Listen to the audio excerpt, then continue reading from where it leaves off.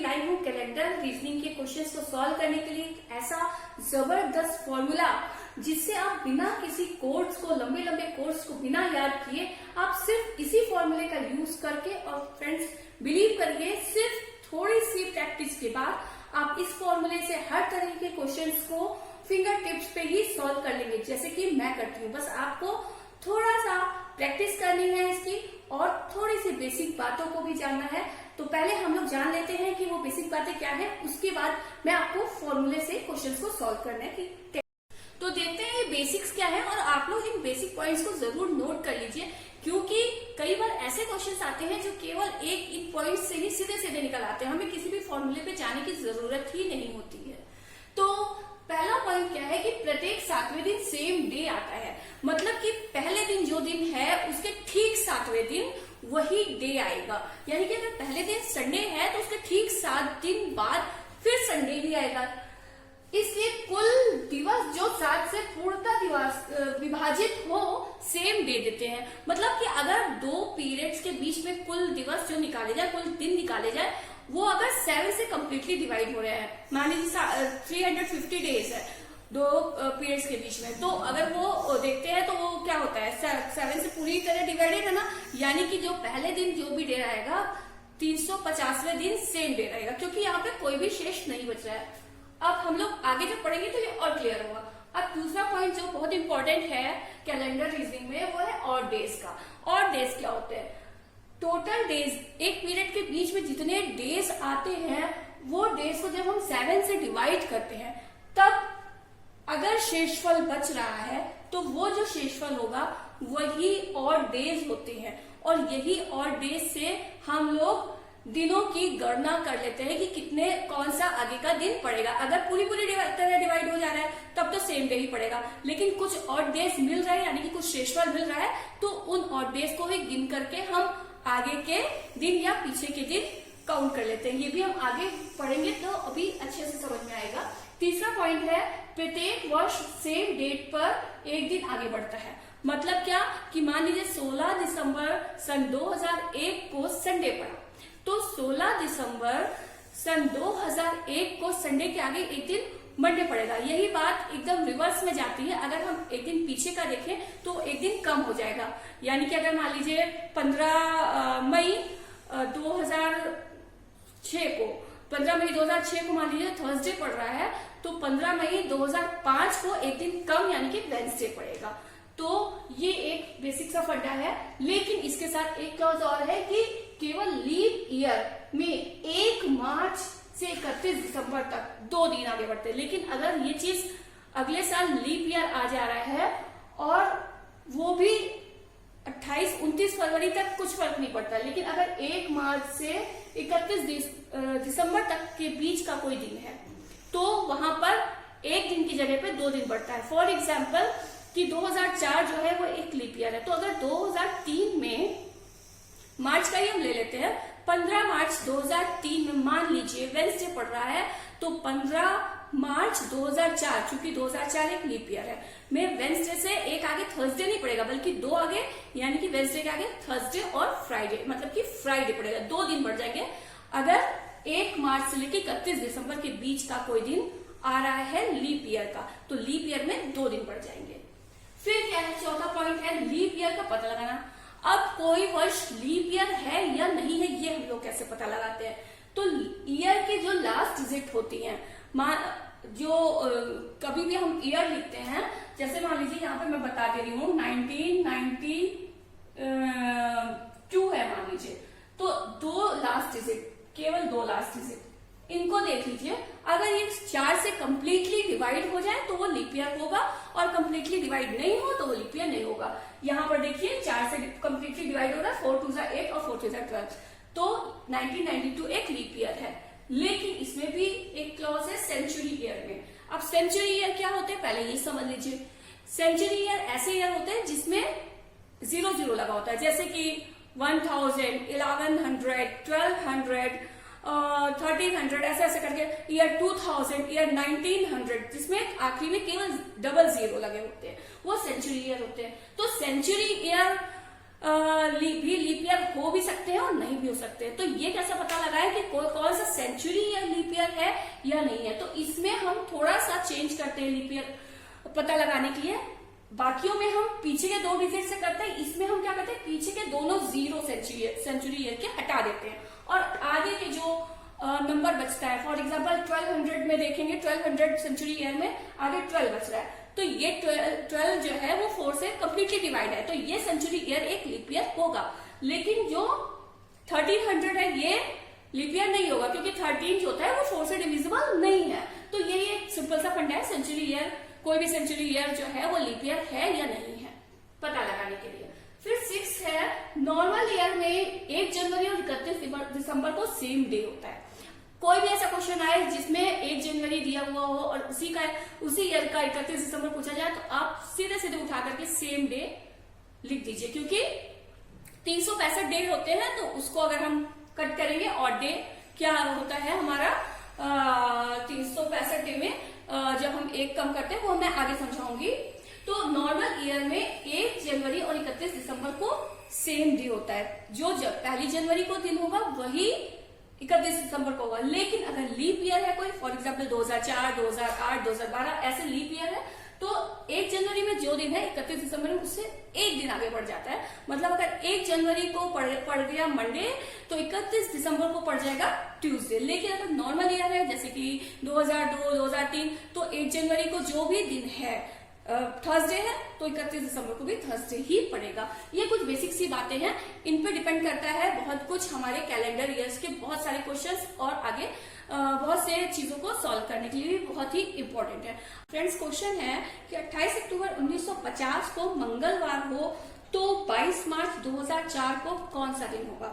तो इसको करने के लिए जो फॉर्मूला हम लोग अप्लाई करेंगे, उसको कैसे अप्लाई करेंगे ये समझ लेते हैं। देखिए, 28 अक्टूबर 1950 को हम लोग इधर लिख लेंगे और 22 मार्च जो बाद वाला ईयर होगा, जो बाद में आएगा, 22 मार्च 2004 को हमने इधर लिख लिया। नए वाले को इधर लिखते हैं, पुराने वाले को इधर लिखते हैं। ये ओल्डर कह दिया हमने, इसको न्यू कह दिया। उसके बाद हम क्या करते हैं कि जो इधर वाला है हमने सेम डेट 28 अक्टूबर की 28 अक्टूबर यहाँ पे लिखी, और उसके बाद देखते हैं कि 28 अक्टूबर हमें इस डेट में मिल सकता है कि नहीं। तो देखिए, ये वाली डेट मार्च में ही खत्म हो रही है, इसका मतलब इस 2004 ईयर में हमें 28 अक्टूबर नहीं मिल सकता, क्योंकि हमारा क्वेश्चन ही मार्च में खत्म हो रहा है। तो हमें 28 अक्टूबर कहाँ मिलेगा, 2003 में। तो हमने 2003 28 अक्टूबर का एक इमेजिनरी डेट बना ली। अब हम इसी के थ्रू ही पूरा क्वेश्चन सॉल्व करेंगे। तो फॉर्मूला क्या है कि हमें ऑड डेज को काउंट करना होगा। तो ऑड डेज कैसे काउंट करते हैं, वो फॉर्मूला है y plus Y minus X by 4 plus 1 minus C plus m divided by 7। अब ये क्या है, देखने में थोड़ा सा टफ लग रहा होगा, लेकिन टफ बिल्कुल नहीं है, ये उंगलियों पर सॉल्व होता है। तो मैं इसको बताती हूँ, ये क्या है। y क्या है, वर्षों का अंतर, मतलब कि हम लोग काउंट करेंगे कितने वर्ष का गैप है, कौन से के बीच में, यहाँ से यहाँ के बीच में, इन दोनों के बीच में डायरेक्ट हमें कोई भी अब रिलेशन नहीं रखना। हमें जो भी सॉल्व करना है यहाँ से यहाँ और फिर यहाँ से यहाँ हमको पहुंचना है, यही हमारा पाथ है। तो ईयर्स को हम लोग काउंट करेंगे इनके बीच में। तो 1950 से 2003 के बीच में कितने ईयर है ये हम लोग काउंट करेंगे, वही हमारा वर्षों का अंतर होगा। अभी हम लोग इसको सॉल्व भी करते हैं। फिर एक्स क्या है, तो देखिए एक्स क्या है कि ओल्डर ईयर को 4 से डिविजिबल बनाने के लिए आवश्यक वर्ष। देखिए, ये हमारा जो ओल्डर ईयर है वो है 1950।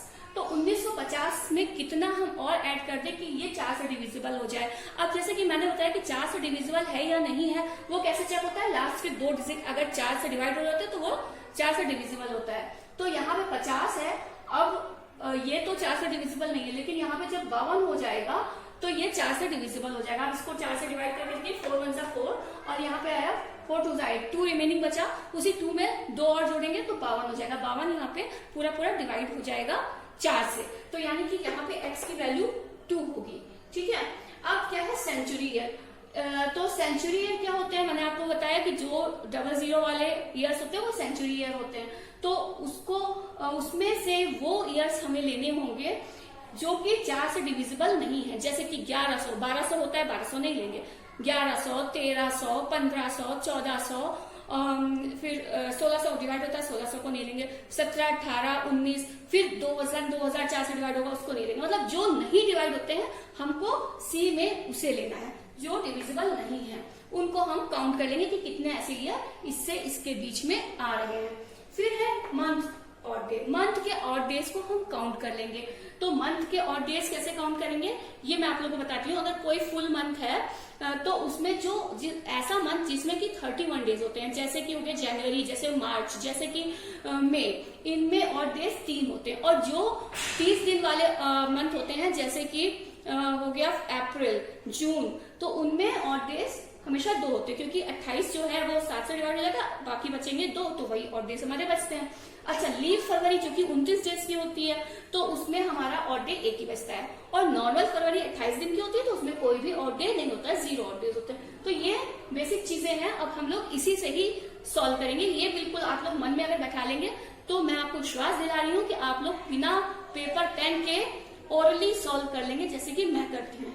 तो अब चलते हैं, क्वेश्चन लेते हैं और उसको इस फॉर्मूले की मदद से सॉल्व करें कि 28 अक्टूबर 1950 को मंगलवार था तो 22 मार्च 2004 को कौन सा दिन होगा। तो सबसे पहले तो हम लोगों ने एक इमेजिनरी डेट निकाल ली है और यहाँ लिख लिया है बीच में, जैसे कि मैंने आपको बताया ही है कि कैसे इसको निकालते हैं अभी। और उसके बाद हमने और डेज निकालने के लिए फॉर्मूला ले लिया है। अब फॉर्मूले में सबसे पहले क्या है, वाई। वाई मतलब क्या होता है, जो इमेजिनरी डेट है और जो ओल्डर डेट है, इन दोनों के बीच में सालों का डिफरेंस। तो देख रहे हैं यहाँ पे 1950 है, यहाँ 2003 है, तो साल कितने डिफरेंस हुआ, 53 साल का डिफरेंस हुआ। तो हमने 53 यहाँ 53 लिख लिया, प्लस y माइनस एक्स, तो हमने फिर से 53 लिखा माइनस एक्स। अब x कैसे पता लगाएंगे, तो x का मतलब क्या होता है कि जो ओल्डर ईयर है उसको 4 से डिविजिबल बनाने के लिए और कितने साल चाहिए। तो देखते हैं, इसको 4 से पहले डिवाइड कर लेते हैं और 4 से डिवाइड करते हैं तो केवल पीछे की 2 डिजिट को डिवाइड करते हैं 4 से डिविजिबिलिटी पता करने के लिए। तो जब 50 को 4 से डिवाइड करते हैं तो 12 बार जाकर के 48 आता है, 2 शेष बचता है। इसका मतलब उस 2 में हम 2 और ऐड करेंगे तो 1952 हमको मिल जाएगा। 2 और ऐड करने पे 1952 मिल जाएगा, जो कि 4 से पूरा डिवाइड होगा। 13 छक्को 52, देखिए 4 से पूरी तरह से डिवाइड है। तो इसका मतलब कितने और साल हमें चाहिए इसको डिविजिबल बनाने के लिए, 2 साल। हमने 2 साल ऐड किए तो x की वैल्यू क्या आई, निकल के 2 आई। तो हमने 2 यहां लिख दिया, डिवाइडेड बाई 4 प्लस 1। फ्रेंड्स, एक बात और मैं आप लोगों को बताना चाहूंगी यहाँ पे कि अगर ये ऑलरेडी ऐसा ईयर आपके पास है जो पहले से ही डिवाइडेड है 4 से, जैसे कि मान लीजिए 1950 की जगह पे यहाँ पे 1952 होता है, तब भी आपको अगला ईयर देखना पड़ता है कि अगला कौन सा ईयर है जो कि 4 से डिविजिबल होगा। तब हम 52 से 56 पर जाते, 1956 पे। तो 1956 पे जाने के लिए हमें 4 साल और चाहिए होते, तब x की वैल्यू ऐसे में 4 हो जाती। और दूसरी चीज फ्रेंड्स, एक बात और आपके साथ शेयर करूंगी कि ये वाला जो +1 है ये यहाँ पे केवल एक कंडीशन में ये +2 हो जाता है, जबकि आपका ये जो ओल्डर ईयर है वो एक लीप ईयर हो और उसके साथ ही साथ जो डेट हो वो 1 जनवरी से लेकर के 28 फरवरी हो। मतलब 1 जनवरी से लेकर 28 फरवरी के साथ साथ लीप ईयर भी हो। ये दोनों कंडीशंस हो ओल्डर ईयर के साथ में, केवल और केवल उस कंडीशन में यहाँ +1 की जगह पर यहाँ पर +2 हो जाता है। बाकी सारी डेट्स के साथ में यहाँ पे +1 ही रहता है, चाहे वो 29 फरवरी ही क्यों ना हो यहाँ के लीप ईयर की। केवल 1 जनवरी से 28 फरवरी ऑफ अ लीप ईयर अगर ओल्डर ईयर है तो यहाँ पे +2 होगा, अन्यथा नहीं। अब हम आगे चलते हैं। -C, C मतलब सेंचुरी ईयर्स, कौन से वाले, वो वाले जो कि 4 से डिविजिबल नहीं है।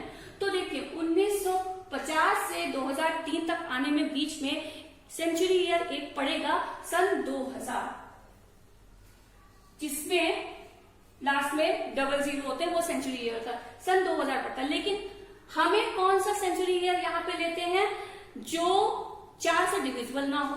लेकिन यहाँ पे देख रहे हैं सेंचुरी ईयर आगे के डिजिट से चेक करते हैं ना, तो ये 4 से डिविजिबल है। इसका मतलब कि यहाँ पे ये सेंचुरी ईयर कोई भी ऐसा नहीं है जो कि 4 से डिविजिबल ना हो। एक है लेकिन वो भी 4 से डिविजिबल है। तो इसलिए कोई ऐसा सेंचुरी ईयर हमको नहीं मिला यहाँ पे, तो सेंचुरी ईयर की जगह पे हमने 0 लिख दिया। फिर क्या है, month, M for month, month के और डेज काउंट करना है। तो अक्टूबर में 28 अक्टूबर तक, देखिए यहाँ से जहां से मंथ की बात आएगी तो इमेजिनरी से हम न्यू की तरफ चलेंगे, ईयर से सेंचुरी तक में हम यहाँ से यहाँ तक रहेंगे, और जैसे ही मंथ की बात आएगी हम यहाँ से यहाँ तक की ओर चलेंगे।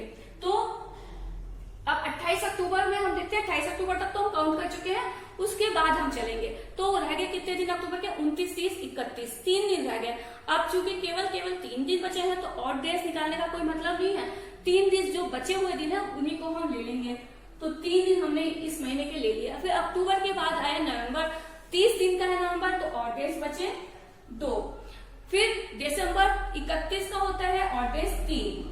फिर हम आ गए यहाँ से 2003 से 2004 की जनवरी में, दिसंबर के बाद। तो जनवरी में होते हैं 31 दिन, तो हमें ऑड डेज मिले 3। उसके बाद हम फरवरी 2004 में, अब देखिए फरवरी में या तो 1 दिन ऑड डे होता है या तो 0, लेकिन अब 2004 एक लीप ईयर है, तो इसकी फरवरी में हमें ऑड डे 1 मिल जाएगा। तो हम फरवरी का इसका 1 ऑड डे ले लेंगे। उसके बाद हम आ गए मार्च में। तो मार्च में 22 दिन है, 22 मार्च तक। अब 22 को जब हमने 7 से डिवाइड किया तो 21 तक तो पूरा डिवाइड हो गया, शेषफल बचा 1, यानी कि 1 ऑड डे हमको 22 मार्च तक भी मिल रहा है। तो हमने सारे मंथ के हमने ऑड डेज को काउंट कर लिया। तो हो गया 3, 2, 5, 6, 5, 11, 12, 13 दिन हमको मंथ के मिल रहा है, तो प्लस 13। और इन सब का जो भी ऐड करके आएगा उसको हम 7 से डिवाइड कर देंगे। अब हम लोग इसको देखते हैं, यहाँ पे है 53 प्लस 53 माइनस 2 हो गया 51 डिवाइडेड बाई 4, 51/4 प्लस 1, और ये इस सबको वो करके हो जाएगा 40 डिवाइडेड बाई 7। अब यहाँ पे जो है केवल इस जगह पे ही हम क्या करेंगे, शेषफल नहीं लेके भागफल लेते हैं, और जो भी शेषफल बचता है उसको छोड़ देते हैं। तो 53 का 53 हो गया, और 51 को हम लोग 4 से डिवाइड करेंगे तो कितनी बार जाएगा, 12 बार जाएगा, बचेगा शेषफल 3। लेकिन हमें शेषफल से कोई मतलब नहीं है, तो जो 12 भागफल आया केवल वो लेंगे। हमने 12 भागफल ले लिया, और 14 डिवाइडेड बाई 7, इनको ऐड करेंगे तो कितना आ रहा है, 5, 2, 4, 2, 7, 79 डिवाइडेड बाई 7। अब हमें फाइनली 7 से डिवाइड करके और डेज पता लग जाएंगे। तो इसको हमने 7 से डिवाइड किया तो हमारा शेषफल कितना बच रहा है, 2 बचेगा। तो जो 2 शेषफल है यही हमारा ऑड डेज है। अब ऑड डेज में हमें क्या करना है, पुरानी डेट से आगे बढ़ना है नई डेट की तरफ, क्योंकि हमें इसका दिन पता है मंगलवार, इसका डेट निकालना है आगे की डेट का। तो हमें ऑड डेज को ऐड करना होगा। मतलब ये है मंगलवार, तो इसमें 2 ऑड डेज को जोड़ेंगे तो बुध बृहस्पति, 2 जोड़ करके यहां पे निकल के आया बृहस्पतिवार। अब फ्रेंड्स यहां ये बात ध्यान देने वाली है कि अगर हम पुराने डेट से नए की तरफ बढ़ते हैं तो ऑड डेज को ऐड करते हैं, लेकिन अगर नई डेट हमको पता है और पिछले का पूछा जाए, पुरानी डेट का पूछा जाए, तो हम इन्हीं ऑड डेज को माइनस करते हैं। यानी कि अगर हमें 22 मार्च का पता होता और 28 अक्टूबर का उल्टी तरफ चल रहे होते, पिछले साल की तरफ चल रहे होते, तो हम इसी 2 ऑड डेज को माइनस कर देते, मतलब बृहस्पति से 2 दिन माइनस करते और हम वापस इधर मंगल पे आ जाते। फ्रेंड्स मान लीजिए अब आप लोगों को कोई ऐसा क्वेश्चन दे दिया जाए जिसमें आप लोगों से डायरेक्टली एक डेट पे डेट पूछ लिया जाए और कोई भी सपोर्टिंग डेट दी ही ना हो जिसकी मदद से आप अपने डेट पे दिन निकाल सके। मतलब सीधे सीधे पूछ लिया जाए कि सन 1857 10 मई को कौन सा दिन पड़ा होगा, तो ऐसे में आप क्या करेंगे कि 10 मई 1857 इस पे आपको दिन निकालना है, सपोर्टिंग डेट है नहीं, तो आप इस एक छोटी सी ट्रिक के साथ, इसी एक फॉर्मूले के साथ में अपना आंसर पता कर सकते हैं। तो वो क्या ट्रिक है कि जिस दिन भी आप एग्जामिनेशन देने जा रहे होंगे बस उसी डेट को आप सपोर्टिंग डेट की तरह ले सकते हैं। मान लीजिए आपका एग्जाम है 15 जून 2021 को, तो आप 15 जून 2021 को यहाँ पे लिख के, और उस दिन मंगलवार पड़ रहा है तो उस दिन ट्यूसडे आपने यहाँ पे लिख लिया, और इसी फॉर्मूले की मदद से जैसे मैंने अभी बताया है उसी तरीके से करके अपनी डेट को आप लोग पता कर सकते हैं। तो फ्रेंड्स, आप लोग जरूर पता करिएगा कि 10 मई 1857 को कौन सा दिन पड़ा था इस फॉर्मूले की मदद से, और मुझे कमेंट बॉक्स में लिख के जरूर बताइएगा। और अगर मेरा वीडियो हेल्पफुल है, अच्छा लगा तो प्लीज लाइक भी जरूर दीजिएगा, मेरे वीडियो को दोस्तों के साथ शेयर करिएगा और साथ ही साथ मेरे चैनल को जरूर सब्सक्राइब करिएगा। Thank you.